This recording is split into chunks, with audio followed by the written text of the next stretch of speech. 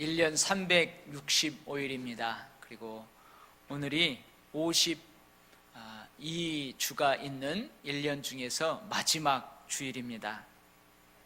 오늘이 지나면 이제 2012년은 하루밖에 남지 않습니다. 1년을 마무리하는 이 12월에 예상치도 못한 성과급을 받았다고 아주 좋아하는 내가 직장인을 봤어요. 1년 동안 사업이 너무 힘들었다고, 경영이 너무나 힘들었다고 한숨 짓는 분들도 보다, 내가 지지하는 후보자가 대통령이 되었다고 기뻐서 어쩔 줄 모르는 사람들, 반대로 내가 지지하는 후보자가 대통령이 안 됐다고 멘붕에 빠져서 그렇게 있는 사람들. 그런데요, 2012년을 보내면서 주변에서 들려오는 소리들은 한 해 참 만족합니다, 한 해 너무나 풍성했습니다, 잘 살았습니다, 즐거워하는 소리보다는 긴 한숨 소리가 더 크게 들리는 것 같아서 안타깝습니다. 그래도 우리가 이렇게 살아있음에 감사하시기 바랍니다. 아멘. 그래도 올해 다 채우지 못했다면 그 비어있는 것을 2013년도에 채울 수 있다는 희망이 있음에 여러분 감사하시기 바랍니다.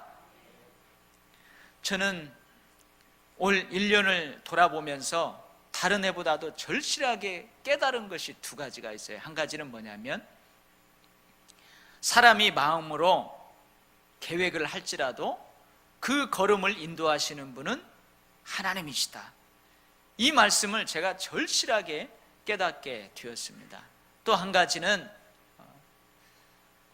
누구나 나나 너나 할 거 없이 1년을 살아갈 때에 항상 행복하고 항상 평탄하고 항상 좋은 일만 있는 것이 아니라는 것입니다.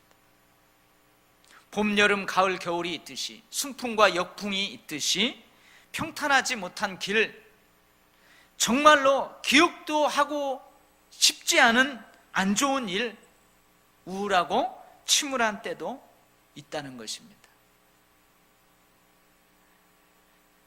신앙생활에 있어서도 우리의 열심도 그렇습니다. 우리가 1년 내내 항상 우리의 열심이 상향 곡선만을 향하는 것이 아닙니다. 1년 내내 성장하는 것이 아닙니다. 때로는 낮은 곳으로 곤두박질을 떼는 때도 있어요. 곤두박질 치는 때도 있어요. 우리의 열심이 뜨거운 때도 있었어요. 차가울 때도 있다는 거예요. 오르락 내리락 합니다. 내가 올해는 이러한 신앙의 목표를 가졌어요. 근데 그게 잘 안 돼요. 그런데 여러분 돌아보면은 오르락 내리락 그렇게 하는 가운데에서 자기도 모르게 자신의 신앙이 성장하고 성숙해 있는 것을 발견하게 됩니다. 중요한 것은요, 여전히 하나님께서 나를 사랑하시고 내가 여전히 하나님께 붙들려 있다는 것, 이게 중요한 것입니다. 하나님은 그럼에도 불구하고 우리 모두를 여전히 사랑하시는 줄 믿습니다. 하나님은 그럼에도 불구하고 여전히 우리를 보배롭고 존귀한 자로 여기시는 줄 믿습니다. 하루살이도 하루를 살다 가더라도 흔적을 남겨요. 근데 우리가 1년을 살았습니다. 그 삶의 흔적들이 얼마나 많이 남아 있겠습니까? 우리 손에 남겨진 것들이 많이 있을 것입니다. 아마 여기 인생의 경륜이 오래된 사람들은 돌아보면은 일생 동안 자기 손에 남겨진 것들이 더 많을 것입니다. 남겨진 앞으로의 삶의 여정에서도 남겨질 것들이 있을 것입니다. 많이 있을 것입니다. 그런데 우리 사람의 손은 너무 작아요. 우리 손은 너무 작아서 살아가면서 남겨지는 것을 전부 들고 살 수 있을 정도로 그렇게 크지 않아요. 작아요. 그래서 사람들이 그것들을 따로 보관하기 위해서 만들기 시작한 것이 뭐예요? 곡간입니다. 곡간, 창고, 금고예요. 금고. 오늘 제가 읽어드린 이 본문 말씀에서 예수님은 이 곡간 이야기를 지금 하고 계시는 거예요. 이 금고 이야기를, 창고 이야기를 하고 계십니다. 근데 예수님은 두 가지 창고가 있다고 그러네요. 하나는 땅에 있는 곳간이에요. 하나는 하늘에 있는 곳간입니다. 사람들은 하늘에 있는 곳간에, 땅에 있는 곳간에 자기를 위한 보물들을 쌓아둡니다. 그런데 주님은 이 두 가지 종류의 곳간을 이야기하면서 땅에 있는 곳간은 안전하지 못하다고 말씀을 하십니다. 그렇게 쌓아둔 보물에 좀과 동록이 생겨서 보물이 망가질 가능성이 있답니다. 오늘 아침에 제가 주일학생들한테 가서 얘들아 좀이 뭔 줄 아니? 그랬더니 다 몰라요. 여러분 좀이 뭔 줄 아세요? 좀약 아시죠? 나프탈렌. 그래서 예전에는 여름 옷을 입고 옷장에다 넣어놓으면은 그 다음에 여름에 보면은 이만큼 구멍이 여기저기 뚫려 있어요. 그 옷을 갉아먹는 벌레, 그게 좀이에요. 좀 먹는다고 하잖아요. 동록은 뭐냐? 여러분 쇠뭉치를 물에 적셔가지고 바깥에다가 한참 내버려 두면 그 쇠 표면에 녹이 슬어요. 녹이. 그게 동록이에요. 그러니까 이 땅 하늘 창고에 보물을 안전하다고 생각하고 거기다 쌓아두면은 좀이나 동록이 옷을 먹고 쇠를 녹슬게 하는 것처럼 보물을 망가뜨린다는 거예요. 그리고 이 땅 곳간은 도둑들이 쉽게 헐어버릴 수 있기 때문에 도둑들이 그 보물을 훔쳐가 버린답니다. 도둑질해 가버린답니다. 그런데 하늘에 있는 곳간은 안전하다고 말씀하십니다. 그래서 그 하늘 곳간에 쌓아둔 보물은 안전합니다. 동록과 좀이 생기지 않습니다. 해를 받지 않습니다. 도둑들이 구멍을 뚫고 도둑질해 갈 수 없습니다. 어떤 사람들은 자기를 위하여 보물을 땅에 있는 곳간에 쌓아둡니다. 어떤 사람들은 자기를 위하여 보물을 하늘에 있는 곳간에 쌓아둡니다. 여러분 1년을 한번 돌아보시기 바랍니다. 여러분도 다 곳간이 2개 있어요. 내 천국에 있는 곳간은 혹시 텅텅 비어있지 않습니까? 자, 그러면요, 어떻게 살아가는 것이 보물을 땅에 있는 곳간에 쌓아두는 삶일까? 보물을 땅의 곳간에 쌓아두는 사람은 어떤 부류의 사람일까? 먼저 한번 이것을 생각해 보면서 은혜를 나누고자 합니다. 땅과 하늘은요, 성경에서 보면 서로 반대되는 개념입니다. 이 땅은 영원한 미래가 없는, 언젠가는 끝나버리는 이 세상의 삶을 의미합니다. 이 세상을 의미합니다. 땅에 있는 곳간에 보물을 쌓아두는 사람은 현세적인 것에 최선의 가치와 최고의 행복과 의미를 두고 살아가는 사람입니다. 세상적인 가치관을 최선의 가치로 여기는 사람입니다. 재물, 명예를 비롯해서 많은 것을 세상적인 가치관으로 그것의 가치를 매김하는 것입니다. 그리고 마치 그것이 자기의 영혼을 보장해 줄 것처럼 그것을 믿고 살아가는 사람들입니다. 마치 그것이 자기에게 최선과 최고를 가져다 줄 것처럼 믿고 살아가는 사람들입니다. 예수님이 말씀하시죠. 그 사람의 보물이 있는 그곳에 그 사람의 마음도 있다. 그렇기 때문에 이 사람의 마음은 항상 어디에 있어요? 세상에 있습니다. 이 사람의 마음은 항상 땅에 있습니다. 현세적인 것에 있습니다. 언젠가는 끝나게 될 땅에서의 삶, 그 삶에 늘 관심이 있어요. 땅에서 살아가는 육신에게 늘 관심이 있어요. 현세적인 만족과 현세적인 쾌락에 그들의 온통 관심이, 마음이 다 가 있는 것입니다. 성경에서 보물을 땅에 있는 곳간에만 쌓아둔 사람이 누굴까 한번 찾아봤어요. 아나니아와 삽비라 부부입니다. 이들은 예수님이 십자가에 달려 돌아가시고 부활하셔서 승천하신 다음에 이 땅에 이제 교회가 막 생기게 되었어요. 그때 자기의 재산을 팔아서 하나님 앞에 다 드린다고 약속을 해놓고 일부만 드려요. 근데 성령 충만한 베드로가 그것을 꼬집습니다. 아나니아와 삽비라는 그 일로 인하여서 자기들의 생명을 보장해 줄, 자기들의 안전을 보장해 줄 그 물질 때문에 그들은 생을 마감하고 맙니다. 예수님을 만나기 전에 삭개오가 그랬습니다. 부자와 거지 나사로의 비유를 예수님이 말씀하셨는데, 그 부자가 보물을 땅에 있는 곳간에만 쌓아두는 그런 삶을 살았습니다. 예수님은 마음이 사람의 눈과 같은 역할을 한다고 말씀하십니다. 이런 사람의 마음의 눈은 밝지가 않습니다. 어둡다고 말씀하십니다. 그래요. 실제로 사람의 마음은 그 사람의 행동 방향과 그 사람의 가치관에 영향을 미치게 되어 있습니다. 만약에 여러분들의 마음속에 명예라는 것을 최고의 보물로 간직하고 있다면 그 사람은 분명 야망의 포로가 됩니다. 만약에 그 마음속에 돈을 최고의 보물로 여기고 살아가는 사람은 결국은 돈의 노예가 될 수밖에 없습니다. 그 마음속에 쾌락이라는 것을, 이 쾌락을 보물로 가지고 있는 사람은 결국 뭐에 빠지느냐? 방탕함에 빠지게 되어 있습니다. 이런 사람은 하나님을 주인으로 결코 섬기지 못합니다. 누구를 주인으로 섬긴대요? 재물을 주인으로 섬깁니다. 주님은 분명하게 말씀하십니다. 아무리 많은 보물을 땅에 있는 곳간에 쌓아둔다고 할지라도 그것이 그 사람의 생명의 안전을 보장해 주지 못한다. 그것이 그 사람을 구원할 수 없다. 분명하게 말씀하십니다. 여러분, 실제로 요 근래에 금고에 구멍 뚫린 사건이 있었지요. 어디에서 있었어요?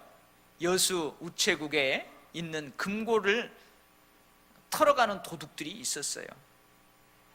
제가 이 하도 완전 범죄에 가까운 그 범죄를 저질렀기 때문에 어느 TV에서요, 큰 세트장에다가 그 우체국을 만들어 놓고 그 우체국에 CCTV를 그대로 걸어놓고 움직이를 포착하는 센서도 그대로 걸어놓고 이 도둑들이 어떻게 저 금고를 뚫었는가, 그것을 추적하면서 그 흔적들을, 단서들을 발견하는, 찾아내는 그 방송을 제가 본 적이 있어요.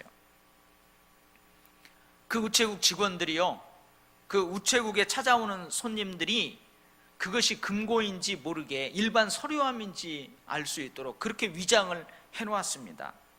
그리고 곳곳에 여러 개의 CCTV를 설치해 놓았어요.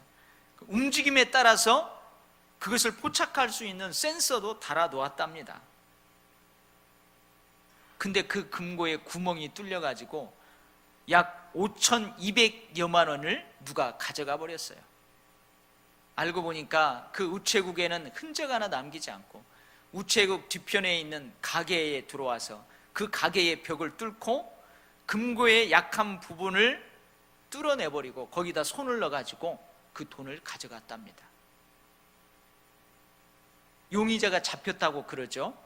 그런데 뉴스를 보니까 현직 경찰관이 이 금고 털이 사건에 연루가 되어 있답니다.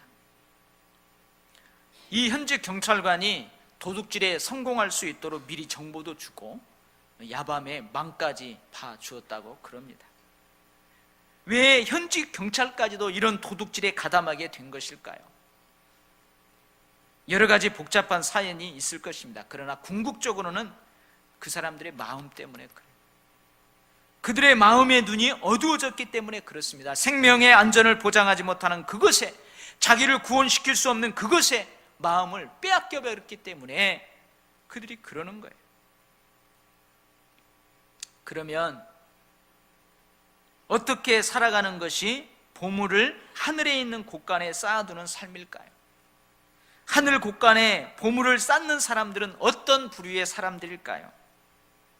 하늘은 하나님의 온전하신 통치가 영원히 이루어지고 있는 천국을 말합니다. 하늘에 있는 곳간에 보물을 쌓아두는 사람은 이 땅에 살아가고 있어요. 여전히 이 땅하게 살아요. 그러나 천국의 법에 지배받는 사람입니다. 이 땅에서 주어지는 재물, 명예를 비롯한 많은 것을 하나님의 법에 따라서 그것의 가치를 매김하는 사람들입니다. 이들은 보물이 자기에게 영원을 보장해 줄 것이라고 생각하지 않습니다. 그 보물을 허락하신 하나님이 자기에게 영원을 보장해 줄 것이라고 믿고 살아갑니다. 그러기에 이들에게 보물은 보물이 아닙니다.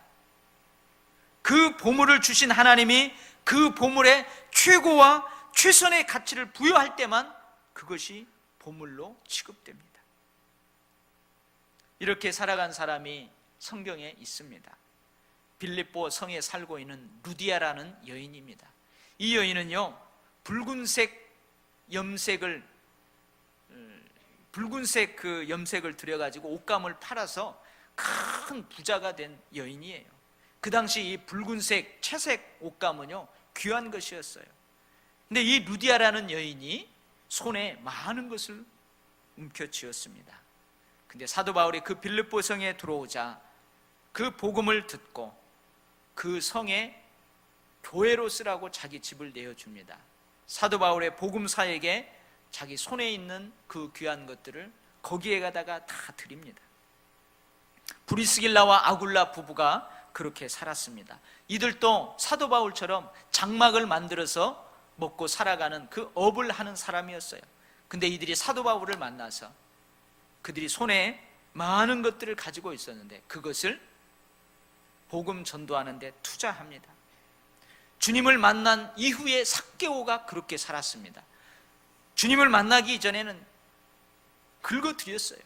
세금을 통해서, 몇 배의 세금을 통해서 가난하든 부유하든 모든 사람에게서 그걸 긁어드렸어요. 주님을 만난 다음에 자기가 착취한 그 재물을 사람들에게 돌려주기 시작합니다. 예수님께서 마태복음은 종말의 심판에 대한 그 비유를 하고 계세요. 주님께서 어떤 비유를 하냐면 오른쪽에 사람들을 모아놓고 왼쪽에 사람들을 모아놓는답니다.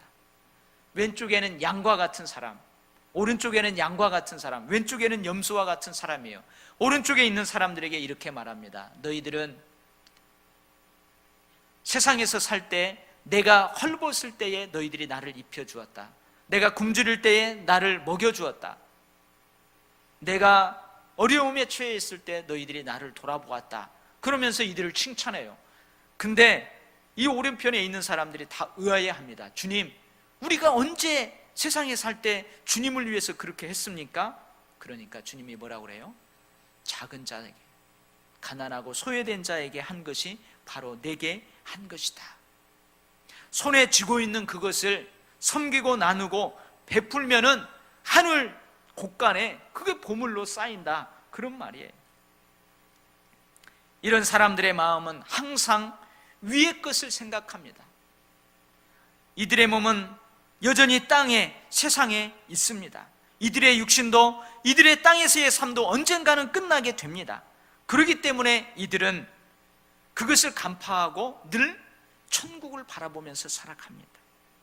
이런 사람은 결코 보물을 주인으로 섬기지 않습니다. 그들은 오직 그 보물을 허락하신 하나님을 주인으로 섬깁니다. 이 땅에서 살아가는 동안 손에 쥐는 것이 좀 부족하더라도 슬퍼하지 않습니다. 그들의 삶에 어둠의 그림자가 드리워지지 않습니다. 오히려 밝게 그 삶을 감사하면서 즐깁니다. 이들은 알고 있기 때문에 그렇습니다. 자신들이 손에 쥐고 있는 것들이 자신들의 생명의 안전을 보장하지 못한다, 나의 구원을 보장하지 못한다, 이 사실을 너무나 명백하게 알고 있기 때문에 그렇습니다. 그래서 그들은 손에 쥐고 있는 그것들로 영원한 가치가 있는 곳에 투자합니다. 베풉니다, 나눕니다, 섬깁니다.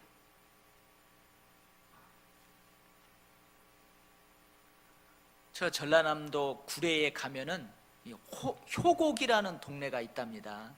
그 동네에 교회가 하나 예쁘게 세워져 있대요.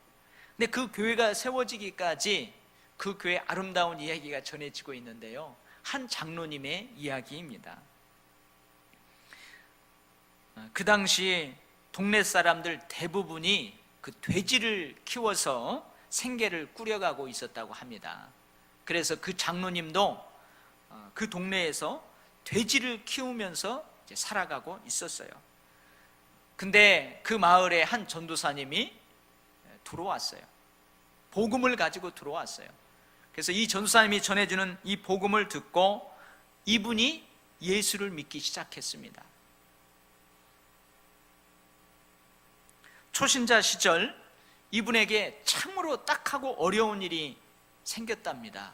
어떤 일이냐면 콜레라가 그 마을을 다 휩쓴 거예요. 근데 이상하게도 다른 집 돼지들은 콜레라에 걸리지 않고 다 이겨냈는데 유독 그분 집에서 키우는 돼지만 콜레라에 걸려서 다 죽어버렸대요. 그러니까 동네 사람들이 그분을 향해서 손가락질하면서 욕했답니다. 비방했답니다. 핍박했답니다.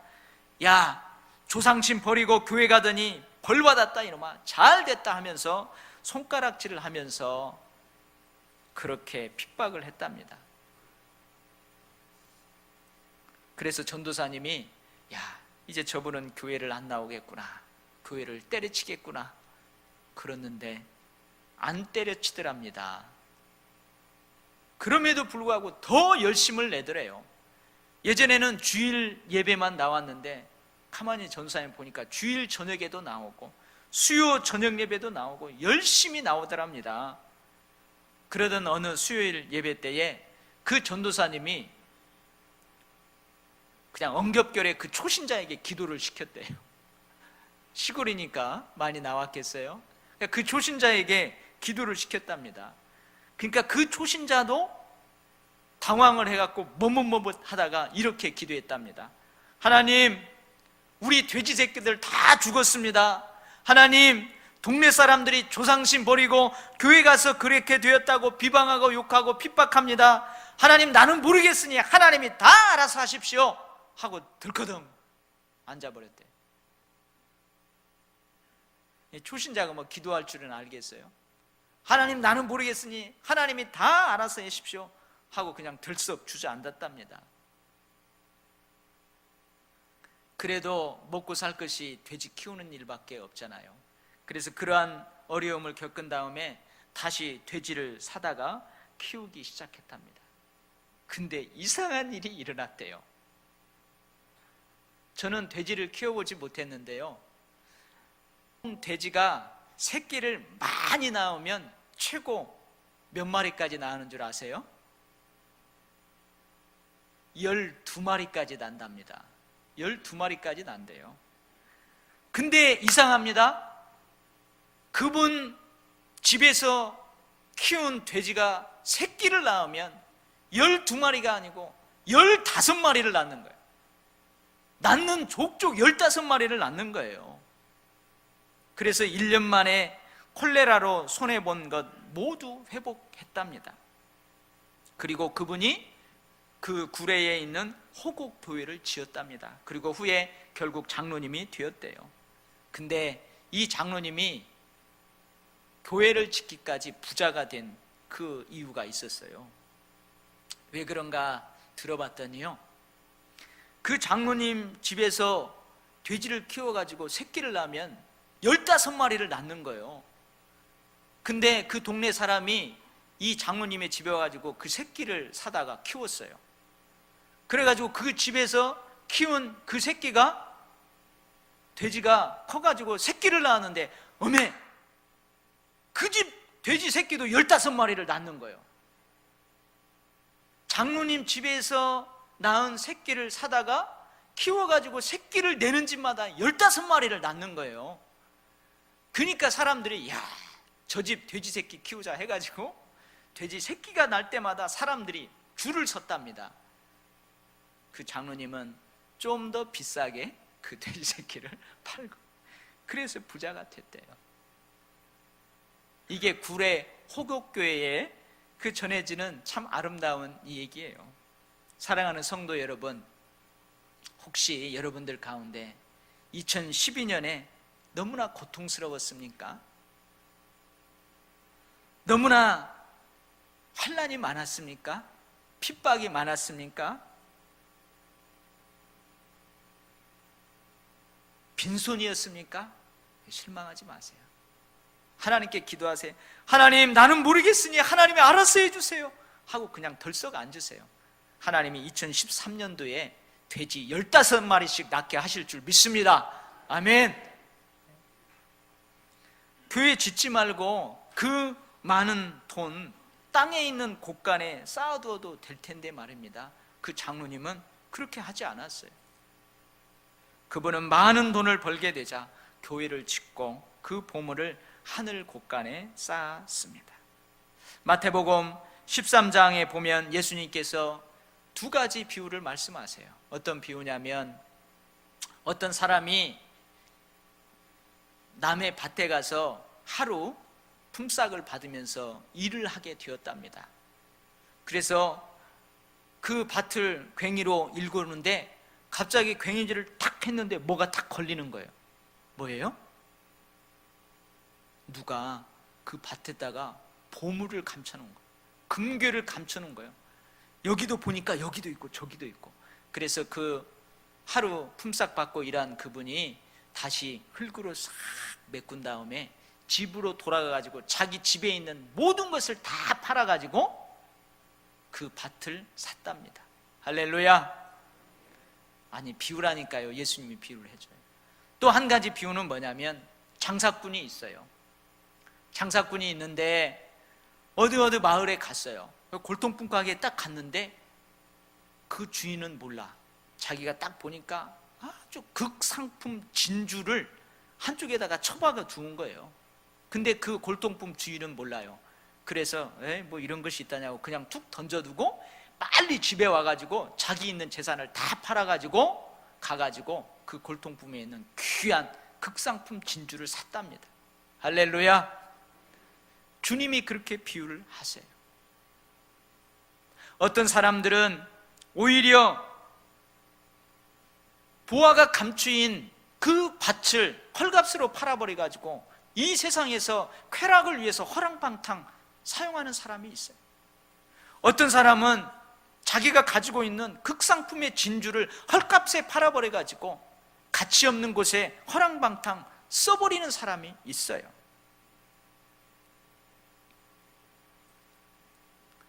(300층) 아파트에 사는 노 부부가 있었다. 근데 어느 날 엘리베이터가 고장이 나서 400층까지 걸어가서 올라가게 되었대요. 근데 이 노 부부는 100층까지는 아주 재미있는 이야기를 하면서 손을 꼭 잡고 100층까지 올라갔답니다. 그래서 100층에서 잠시 쉰 다음에 200층까지는 노 부부가 지난날 살아오는 삶을 돌아보면서 슬펐던 이야기를 하면서 200층까지 올라갔대요. 그리고 200층에 앉아서 잠시 쉬었다가 300층까지는 삶을 살아오면서 무서웠던 이야기, 무서운 이야기를 하면서 한낮을 걸려가지고 300층에 있는 자기 집 대문 앞에 딱 도착하게 되었답니다. 근데 그 할아버지가 갑자기 임자, 내가 딱 집에 들어가기 전에 무서운 얘기 한 가지 할 테니까 절대 놀라지 마 그러더니요, 임자, 나 열쇠를 그만 경비실에 놓고 왔네.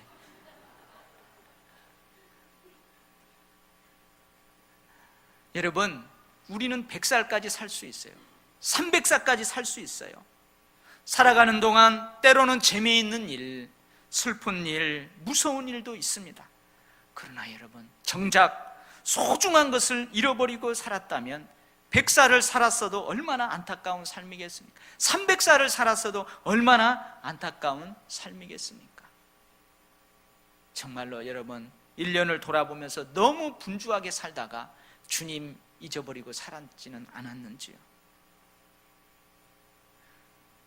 지난 1년 동안 너무나 분주하게 살다가 정말로 소중한 것들은 다 어디에다가 허랑방탕 써버리지는 않았는지요? 오직 한 번뿐인 인생 속히 지나갑니다. 그러나 오직 그리스도를 위한 일만이 영원합니다. 제가 이 말씀을 준비하다가 생각나는 찬송이 있었어요. 그 찬송을 불러드리면 은혜를 받을 텐데 제가 못 불러요. 그래서 금요 심야 기도 때 한번 전사님 보고 같이 부르라고 했는데 어떤 찬양이냐면 이 찬양이에요. 당신의 그 섬김이, 당신의 그 겸손이, 당신의 그 믿음이, 당신의 그 충성이 천국에서 해같이 빛나리. 주님이 기억하시면 족하리. 예수님 사랑으로 가득한 모습, 천사도 흠모하는 아름다운 그 모습, 천국에서 해같이 빛나리. 당신의 그 순종, 당신의 그 사랑, 당신의 그 섬김, 당신의 그 헌신이 천국에서 해같이 빛나리. 여러분, 누가 알아주지 않은 2012년을 살았다 할지라도 여러분 실망하지 마시기 바랍니다. 여러분의 그 섬김과 겸손과 충성과 믿음이, 사랑이, 섬김이 하늘에서 해같이 빛나게 될 줄 믿습니다. 여러분들은, 우리 도율교회 성도들은 경제적으로도 사회적으로도 신앙적으로도 성공하는 그러한 신앙인의 삶을 살아가시기를 주의 이름으로 간절하게 축원합니다. 아멘.